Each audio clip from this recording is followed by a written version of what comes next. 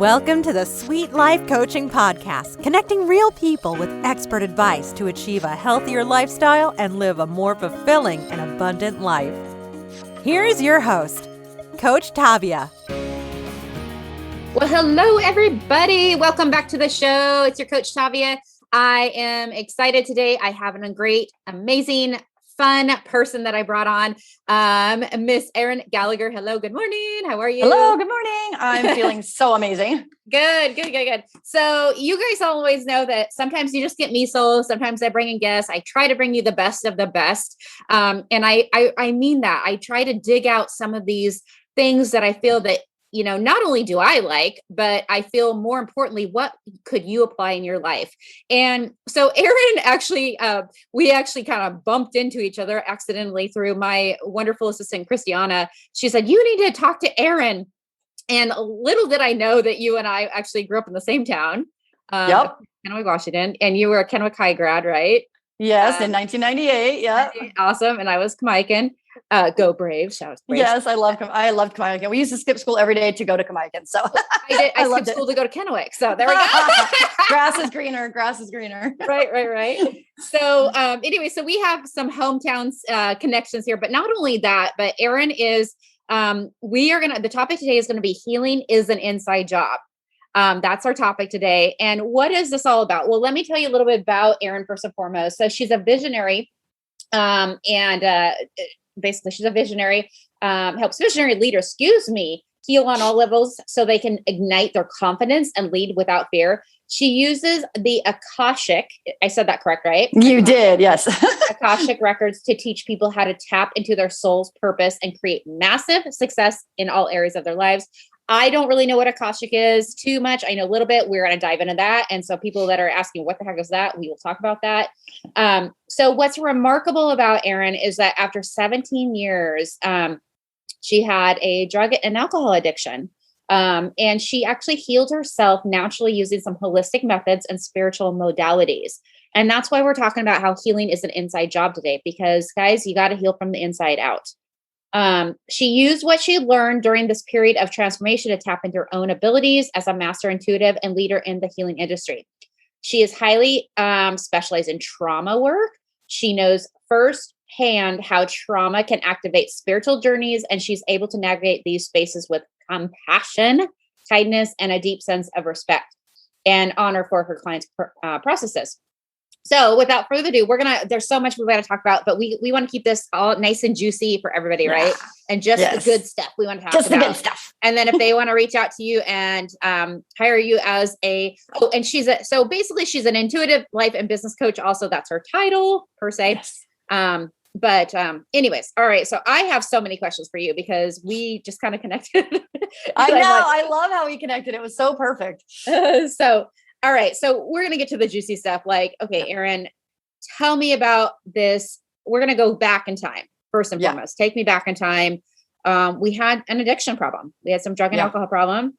Very common in the world. A lot of people go through this. It's not not a topic that's off the table by any means. I'd say my family, we've dealt with it. In my family, I think every family's dealt with it to one degree. So it's not like a big deal, but it is a big deal, especially when you come out of recovery and you live a life of abundance and you live a life of change, which you have. So take me back in time. Tell me how did Erin take me from Erin, alcohol, drug addiction to present tense now a little bit. Tell me about that journey a little bit. So, I mean, in the Tri-Cities, and I think in other smaller towns, it was way smaller back then.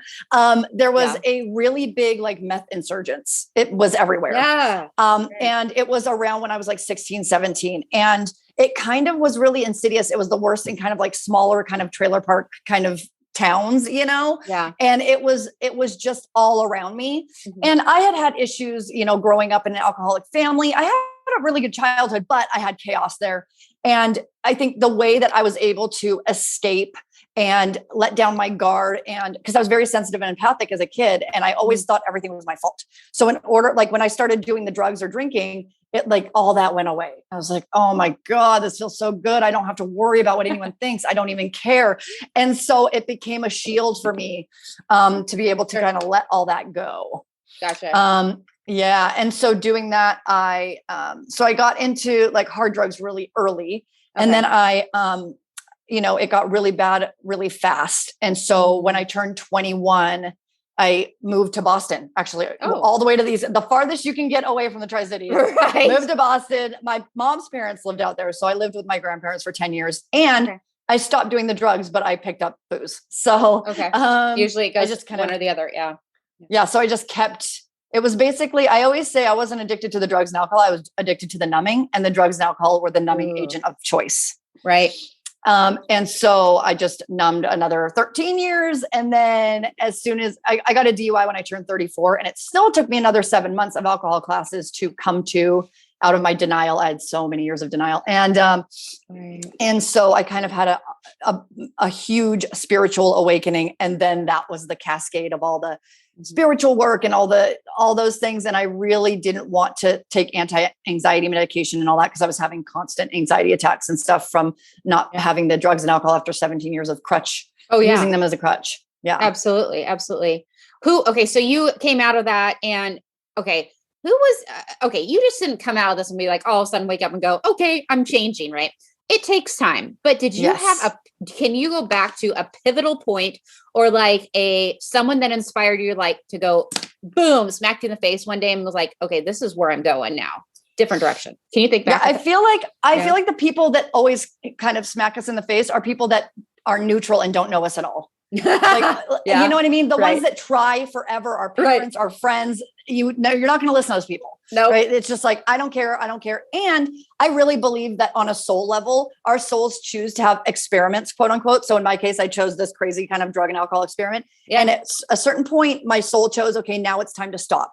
And so I do feel on a soul level, and this is where the Akashic Records come in. We can talk about that later. Yeah. But on a soul level, I feel like I chose, okay, I'm going to go on this crazy experiment journey to like lose myself and ruin myself. And then I'm going to boom, wake up and then start the healing process. And so the person that really had me see myself in a way I didn't was the alcohol teacher. So when I got my DUI, I blew a 0.18. It was really, really high. Oh. And I got the book thrown at me. And so luckily I didn't go to get any jail time, but I went to 6 months. I had 6 months of a breathalyzer in my car, 6 months of alcohol classes. So every Saturday for 2 hours, I would go to this class. And at first I was like, I'm too good for this class. This is ridiculous. And the teacher was kind of crazy and out of his mind, but in a good way, because he kept pushing me all the time. Like, you're an alcoholic, you have a problem. And I tried to get him fired many times because I was like, I'm not an alcoholic. Like, how dare you can't ethically tell people that they have to have the journey on their own and blah, blah, blah. And so every week that I was there, he would challenge me to quit drinking for a week. And I was like, I always had something. Oh, I'm going to Vegas. Oh, it's St. Patrick's Day. Oh, it's my birthday. I can't quit. And it wasn't, my biggest excuse was, I can stop. I just don't want to. There you go. Yeah. So that was, and then I realized after him bugging me for months and months, it finally hit me. I don't think I can. And that's when I was like, oh gosh, this is like bigger than choice, whether I drink or not. This is like, I don't think I can physically or emotionally stop. Wow. I think, and that's when it really hit me. So then I decided to try quitting for 2 weeks. And that's when I had all of my, I started hearing and feeling spirits all around me. I would walk into rooms and lights would turn on and off. Like I was affecting electricity. My energy was crazy and all over the place. And I was like, what's happening? So that's when I had the like big aha thing. That's insane. Oh my gosh. I mean, not insane. That I believe it. Yeah, it wasn't. Okay, I mean, because it was happening to me. So I was like, what's going on? The spirits came down and said, boom, something. No, this is not your whole story. We are changing your story, Erin. They came to you. Okay. So interesting. Okay. So then, I got to ask, what is this Akashic? Akashic? Is that how you say it? Okay. Yeah, so you got to talk about this. Yeah. So what is that? And then how did you, so you start doing Akashic or you said tarot cards, you do tarot cards. Tell me about that. Yeah. So I started my business as a tarot card reader, and I consider myself a tarot card master now because I'm really good at being able to read the cards. But, so Akashic Records, I always say you don't find them, they find you. So I started hearing, feeling, and seeing all of these messages and workshops about Akashic. I'm like, what is this? And why do I keep seeing this? And I've realized since in the years following that like, spirit, the divine, the universe, whatever leads you to certain things until you can't say no anymore. Always. And so I kept seeing these workshops for it. And I said, okay, hell, I guess I'll go because I keep getting led there. And so what it is the Akasha is kind of like, if you think of every human is an energy body, right? Everything we do is energy. Our atoms are made out of energy, etc. 100%. So if you go out, you know how they say every action has an equal and opposite reaction. Yeah. So scientifically, if you have like a thought or a belief, something is going to bounce back from an energy field that, you know, has different awareness around that. So basically I'm able to, so if you have any thoughts, deeds, experiences in whatever soul journey you're having, it gets registered like in this record, which is the Akashic Records. So I'm able to kind of open this energy field that has all of these beliefs and feelings and experiences from all different souls. Wow. And I'm able to kind of look at your specific blueprint for your soul and tap into that part of the Akasha to see like what other lifetimes you had, why you chose your parents when you came into this lifetime, what relationships you have in your life and what those people are here to teach you. I'm sure some people didn't want their parents. Are you sure they chose them? Well, that's the thing is sometimes people choose vessels to come through the world, but they're not necessarily supposed to learn all their lessons from their parents. They just chose those people to come into the world to have their own experience. So, and that's hard because as human beings, we want our parents to validate us. And so and it's hard for me to tell clients that sometimes like, oh, you didn't come here to experience what normal people do with their parents. You came here to you came through them. But some people are different. Everyone's different. Everyone's experience is different, you know? That's crazy. Oh my gosh, that's so cool. And I want to do this with you now. Yeah. It's funny because I teach classes and I do all this stuff. And I'm like, when people ask me what the Akashic Records are, I'm like, I could literally teach a 10-hour class just on that because it's so vast. Right. And you can open the Akashic Records of a person, of an animal, of a mountain range. Like I can open and find information about any energy body because everything is energy. So it goes beyond just people. So it's a lot. Wow. Gotcha. Okay. So when you're working with clients, do you work with clients that are like, who have had drug and alcohol addiction or any kind of, it doesn't matter. I mean, because that's your story, but that doesn't mean necessarily you work with just those types of people, right? Yeah. I usually I'm open to see whatever energy I'm in, those people find me and I'll know right away whether I'm a match to work with them or not, just because I've done this for so long. Gotcha. But, so I had quite a unique experience in the very beginning, I was like, I'm a tarot card reader. That's my business. Yeah. And then I got into the addiction. I was like, oh, I was supposed to do addiction support. And then I'm like, and then I got into Reiki and I was like, oh, I'm supposed to be a Reiki healer because I'm a Reiki master too. And then it was like, and then I started doing trauma healing and training. And I was like, oh, I'm supposed to be. And then I realized, wait, those are all just the little things I'm picking up along the way that make me who I am. Right. So I work with basically just people that are going through any kind of spiritual transition and don't know what's going on. A lot of people that come to me are either in transition and just are like, I'm confused. I know I'm awakening or I'm becoming aware and I'm having anxiety or something's just weird and opening for me and I don't know how to navigate it. So I help them navigate and understand. So that's why I use their Akashic Records because I say, oh, your guides led you to me at this time in your life because A, B, and C, your soul chose to do this at this time. And then we start to bring it together like a jigsaw puzzle for what happened. Right. Okay. Gotcha. So to people that are new, even like me, it's kind of like, that seems kind of weird. Like, you know, some people might be like, what are you talking about? Like, I believe in energy. I believe in Reiki. I believe in all of this. I believe in all of that stuff. But on the same hand, like to someone that a layman, normal person walking down the road, they might be like, this is a bunch of hogwash. Like, this is really weird. So can you tell me of like maybe a success story or something where maybe one of your clients that really stood out to you that made some pivotal changes or transformation? Can you think of someone? So one thing through your work. Yeah. Oh yeah, absolutely. Yeah. So when you're talking about this, the first thing I think is kind of like placebo. In the scientific world, when you go and try a new medicine, the only way they know it works is if they give someone a fake pill and it affects them. I always say that belief is optional when you work with me. Belief is optional. And because when you come to me, if it works, who cares what it is? Right. If it works, I don't care if it's some shaman spraying me with water, like if it works, cool. Like it's helping me. Yeah. The biggest turnarounds I've had is people that have come to me with like, massive anxiety attacks, massive trauma, massive, I call it like energetic calcification. So it's kind of like things that are just usually when people come to me, they have some sort of, what I've noticed is when people are having spiritual openings and awareness or some kind of thing intuitively happening. They have autoimmune disorders. So a lot of people that I work with have autoimmune disorders, which is interesting. And I think that's just kind of like the body is trying to like, it has an allergy to life. There's some kind of allergy to life going on. So we need to get through, like, it's like the second, autoimmune is almost like, to me, it's like a secondary component to the spiritual and the mental. Yeah. It's connected because if you have an emotional thing that happened, totally, 100%. Yeah. So, I guess the biggest thing would be I worked with a woman that left the ministry and she was trying to teach. Well, she was doing the teachings of, Jesus, and she had a lot of imposter syndrome. She was like, I'm scared to do these teachings without the ministry because I'm afraid people will look at me and kind of throw stones and persecute, that type of thing. Wow. So I was able to kind of go back into her Akashic Records and see where the imposter syndrome started. And it actually started when she was breastfeeding her son. Really kind of weird, interesting connection, because basically she was breastfeeding her first son, and there was it wasn't working, he wasn't latching, etc. And she had issues with that.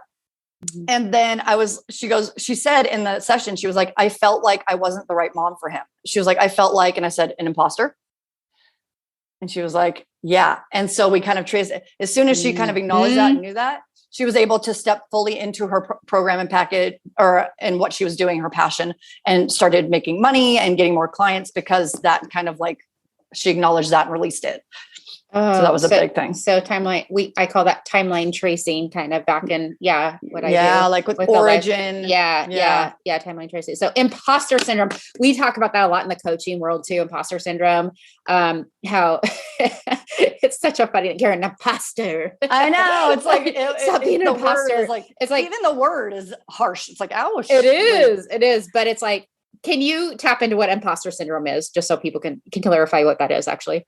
Yeah. So basically, and this happens a lot in the spiritual field too. It's basically like when you feel a certain way about something very strongly, but you're scared to say that or claim it because you're afraid that if you say it or claim it in your life, or especially with your family, that they'll be like, look at you, like, what's wrong with you? Or why would you say that? Or who do you think you are?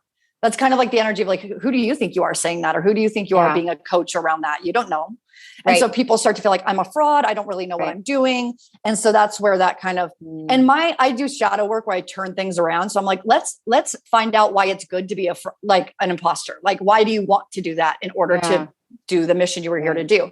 And what we trace back to is like, I'm meant to kind of, I need to be in that kind of fraud or imposter area in order to push through it and then realize that that's not what I am. Because if you didn't have it happening, it wouldn't cause the conflict, which wouldn't make you work through it and then heal it. So it's kind of like, Gotcha. I know coaches, like I said, me as a coach, I've dealt with that, being an imposter. And I just like saying that word. It's funny. Being an imposter. But it's like, so my background is I've been a real estate broker for 17 years. This is actually my 17th year. I've been licensed as a broker. And I'm still a real estate broker. I'm not going to real estate. You can do coaching in real estate. You can do 2 jobs at a time. Everybody does that these days, right? My passion is coaching, healing, helping others, functional nutrition. That's my passion. I'm going to take that until I can no longer do that. My husband and I, we want to travel the world. And so I can take that with me. That's why I stepped into this also because it's my passion. Right. But anyways, so with real estate, I'm just sharing a little bit with the listeners out there, and we can go with whatever. But so it's like, from being a realtor to a coach is a completely different thing. Being in real estate to health field, completely different thing. And I've known people that have been like nurses who've tapped into real estate, and vice versa, or they've got out of real estate and they've gone to medical too. I've known several different people. So that's just a perfect example of 2 different divides, right? But feeling that imposter syndrome, I can completely relate. Yeah. Like who's gonna want me? They know me as Tavia Realtor. Yeah. Yeah, that happened. The same thing with me. I was in film and television for 11 years. I worked in Los Angeles. I worked in Hollywood. I worked in Boston. Learned something else about you. I know. And I was in post-production, and so I worked on, Discovery Channel and all of these movies, cool. and it was amazing. Mm-hmm. And you're right. Like when I had, and so imposter syndrome pops up for me sometimes when I'll talk about what I do. And sometimes people, especially when it has to do with therapy or coaching, start to get triggered because they're like, oh, why do I need to pay all this money to get healed? Some people start to go there. Yeah. And so they'll be like, are you a licensed therapist? Where is your credentials? And then if I tell them how much I charge, because I charge a lot because I've been doing this a long time. Yeah. So I'll tell them and they'll get super triggered by the money thing. Who do you think you are charging that much money? That's ridiculous. I could go to a therapist and pay $30 a session. And so I still deal with that. I don't have imposter syndrome internally, but when people come at me, I'm in a good mode where the people because my energy is so highly aligned and I've worked so high on it, that the people I usually align with are not like that, but it happens. It happens. Yeah. I always say my soulmate clients always come to me, and I truly believe that. I've had the same thing happen where people, oh, what are your credentials? And I do have a lot of credentials. I do. So I can give them my whole book if you want, but it doesn't matter. Right? Doesn't matter. But anyways, so I get that too. And that feeling. So, okay. I just wanted to talk about that a little bit. Let's go back to you a little bit I want to talk about trauma. I want to talk trauma and healing. We talk about healing is an inside job is the topic of today, right? And trauma. And we talk about trauma and autoimmune disorders. I work with a lot of people that have autoimmune disorders, things like that. So let's talk about that healing, how we have to work on the inside before we can be better on the outside. Can you talk about that a little bit and how you work with people on that a little bit? Yeah, so I am a somatic trauma healer. So what that means is that I have worked many years at holding space. How to hold space around someone, because what happens is when someone's, and I think a lot of times when I say trauma or when anyone says trauma, people think of big things like being like attacked or murder, or car accident or, abandoned by parents or whatever it is. But anything can be trauma, right? It can be your mom yelled at you when you were 3 years old and said, get out of that candy drawer. And all of a sudden you felt like I'm abandoned by my mom. And there was an issue after that. Yeah. So any kind of trauma we experience, it goes internal. So I like to compare it to animals, because animals, when they experience trauma, like something hits them or someone shoots them with an arrow and it doesn't kill them, they shake it off and they run out into the forest, right? They shake their trauma out of their body. Okay. Human beings, most of the time we fight, flight, or freeze. We usually hold it in and it gets trapped in our physical body. And so I usually will hold space around someone, meaning like they get to just tell me what they're experiencing. And we kind of go into the body. They'll say like, oh, I feel, abandoned about this. And I'll say like, well, if you were to close your eyes and feel it in your body, where would you feel it? And then they'll say like right hip. And then we'll just go like and do kind of a meditative go into the right hip. And then I'll have them connect to whatever energies come up. It could be like, and this is where my Akashic work comes in. I could be like, okay, I'm seeing you at like 7 years old. So tap into your 7-year-old self and let's see what he or she has to say. Mm-hmm. And then they'll just kind of, and it takes time. It's like people need to be trusting and open around that. But the somatic stuff is more about when trauma gets trapped, because trauma gets trapped in a cellular level. It gets trapped in your blood, your bones, your muscles. Yep. And so that's why, like, let's say if you go to a massage therapist and they're really good with intuitive, they can kind of get into those. And so afterwards you may have like releases or anxiety because they're kind of releasing those things from your physical body.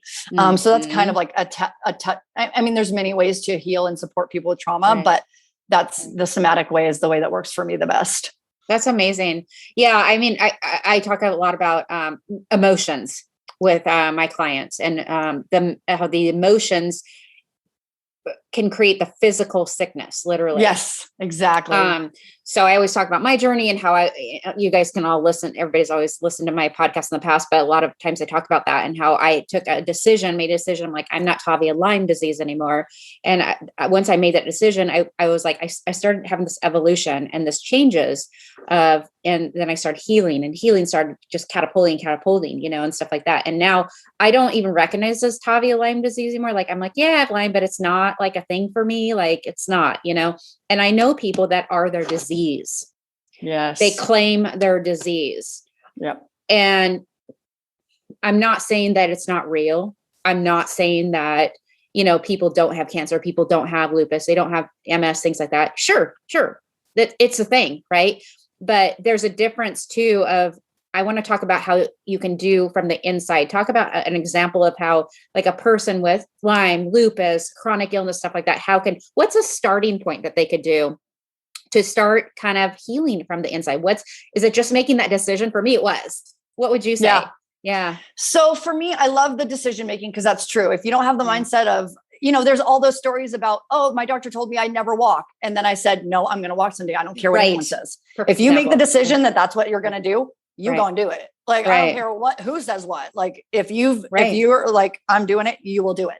And so for me, what I always tell people who are very first starting, if they don't have a support system or they can't afford it, or they're just, kind of dealing with the first parts of it, is to kind of do kind of small meditations at home in a sacred space and just get to know, because a lot of times we're disconnected from our bodies and our bodies take things on, but we're all up here in our heads. So we don't really go down. So I just have them like go down, bring their energy down into their body. And then I'll say something like, okay, just put your hand on your shoulder and say, this is my left shoulder. This is my left shoulder. And they just say it over and over again. The hand is on the shoulder, which is kind of like a sensory connection. Okay, got it. And then it feels okay. There's a little bit of tension because of a class I did earlier. Okay, this is my elbow. And you just start to slowly become accustomed and associated again with the parts of your body that you may, because we're running around. A lot of people are running around in self-preservation or survival mode. Yeah.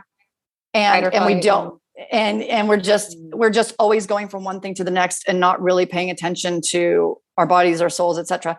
So, and another way might maybe to do like yoga or do something like that, where you're kind of going, yoga means unity. So like becoming in unity with your mind, soul, body, spirit.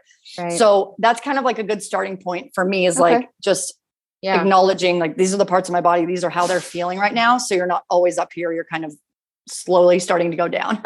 Yeah, no, good point. Yeah, absolutely. Yeah. I mean, just taking some little steps here and there, right? Just taking the decision is the first point. And like you said, you were talking about emotions, like emotion is energy in motion. So if you're sad about something, that means there's an energy in motion. And if it's not in motion, if it's not healthy, it's going to get stuck somewhere. So if there's a stuck emotion somewhere, it's going to cause maybe a tumor somewhere because it's a stuck emotion in your body. So really fascinating stuff. Have you worked with anybody with grief, like severe grief, like they've lost a loved one? So that something's manifested and they're stuck. Have you ever worked with anybody like that? Yeah, I've worked with a lot of people that the biggest grief I've worked with is people that lose children to suicide. That's the biggest. Ooh, that's a big one. And what I have found is that it grief of that nature, of that depth, it's so heavy that it makes them completely dissociate from their bodies. So when I meet with them, the grief is so heavy. It's like I'm speaking to the body person here, but their grief is kind of over here. In order for them to survive, they have to. So there's a little bit. This is the thing about doing safe space holding, is that and mixing that with my intuitive stuff. I'm really good at knowing how to be with a person. Like maybe they just need someone to just be like, hey, and just be silly with them. Sometimes they may need people to really be like therapist and really listening and talking back, etc. Some people need just complete silence, to sit in silence with someone, no talking. And so I'm really good at feeling, okay, what's this person manifesting right now? And there's this thing in trauma work called titration, which is if you're talking to someone about a trauma and they start getting into the trauma and you can tell, you want to titrate them back into safety. So like they will give me safety anchors. Like, for me, one of my safety anchors is my niece. So we'll start talking about my niece to go back into safety. So I worked with someone once that was like, wanted to get out of her job and she couldn't. And she's like, my narcissistic boss can never let me go. And every time I try to go, she like calls me and texts me every day. And I was like, I could tell she was starting to get into that trauma, like survival response. So I said, how's it going to feel when you're not at that job anymore and you never have to see her again? All of a sudden she was like, oh, that would feel amazing. And so we titrate into safety. So it's safe space holding. It takes a lot of intuition and tuning into that, like what they need. Yeah. Yeah. Well, they, in our coaching world, you want to feel safe, loved, and belonging. Right. And when we don't have those three things, literally we're kind of like, we're lost. And do you safe, love, and belonging? Do you love yourself? Do you feel loved? Do you feel belonging to a part of a group, a family, in your safety? Your house is your sanctuary. Well, mine is anyways, is your place you come home. Is that your safe spot? Maybe it's just a bedroom, maybe it's a room, all of those things are part of healing too. And having that community, that's so important because any kind of trauma, anxiety, grief, whatever it is, needs to be heard and witnessed.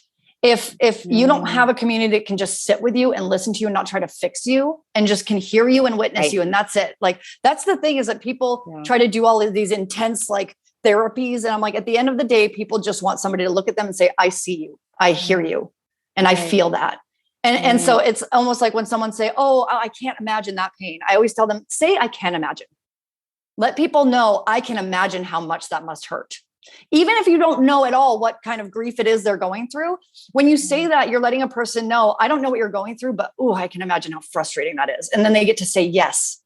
Yeah. That is frustrating. Yeah. And that literally, I mean, I'm getting chills because all of a sudden a person goes, oh my God, thank you for witnessing me and not trying to fix me or change me or whatever it is. And that's so powerful. Right. Yeah. There's a time and place for being fixed, right? There's a time and place when people sometimes, you nailed it. A lot of times, as a coach and as I just want to heal everybody. I'm just like, I love everybody. Me too. I want to fix everybody. I do. And I have to take a step back and one time my friend said to me, Tavia, I just need you to listen to me. Like, I don't need you to be a coach right now. And I was like, and I was like, I took that to heart. And I was like, I took that seriously. And so from that point, it was a few years ago.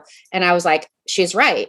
I was trying to like fix her and play coach and blah, blah, blah. And all she was like, I just need you to listen to me. And I was like, and it was so good that she knew to say that. I know, it was great. And I love her. And we're don't great. Know to say that. They just don't know what they need. Right. So getting attuned to what your needs are. And I always love to say that. I'm like, if you don't know, if you're trying to talk to someone and they don't communicate or they don't listen to you in the way that you need to tell them, hey, like, I need you to listen to me, or I need you to, and if you don't know, you can talk to someone else and ask them, and get go to your community or create a community for yourself. Yeah, absolutely. Yeah. Okay. So we're going to wrap this up, because we can probably talk for like a whole hour, and I know people are in their cars listening or at their office and they got work to do too. So let's just wrap this up. So Erin, thank you so much for being on. If someone wants to hire you to do some tarot reading, some Akashic reading, anything like that, or do what you were telling me, all the things that you do, how do they get a hold of you? So the best way to get a hold of me, I'm a Facebook fanatic. So Facebook, you can either look up my name, Erin Gallagher, or Erin Inspirational. Okay. I love that. I don't really use Instagram that much, but you can connect with me, DM me. I'm open book all the time. I'm constantly interacting with people. And it depends on what the people's needs are. If they just go, I want an Akashic reading, that sounds fun. Then we just set up a reading. Okay. So I do tarot 30-minute readings. I do Akashic 60-minute readings. And then I do a membership thing, which is you can ask me 4 intuitive questions a month on like WhatsApp or something. And I can give you like psychic answers every month, which is kind of a fun thing. So if people want to do, and I always say you can do 1 month of the membership. And if you don't like it or whatever, you can end. You don't have to keep doing month after month. So it's kind of a fun way to get little intuitive touches if you're busy. Yeah. But if you want to do full sessions, we do that too. And I do 3 and 6 month packages. So it's really, up to them. Awesome. Okay. Very cool. And then I'll put a link down below for everybody listening on how to get a hold of Erin if you would like to connect with her. She's amazing. So thank you for coming on. We might have to do this another time and talk about another topic down the road. I would love that. I would love that anytime. Yeah. So, all right. Awesome. Well, thank you everybody for listening. Have a wonderful day, and we'll see you on the next episode. Thanks again, Erin. Bye-bye. Bye. You've been listening to the Sweet Life Coaching Podcast. To learn more about the topics mentioned on today's show, please visit sweetcoachtavia.com.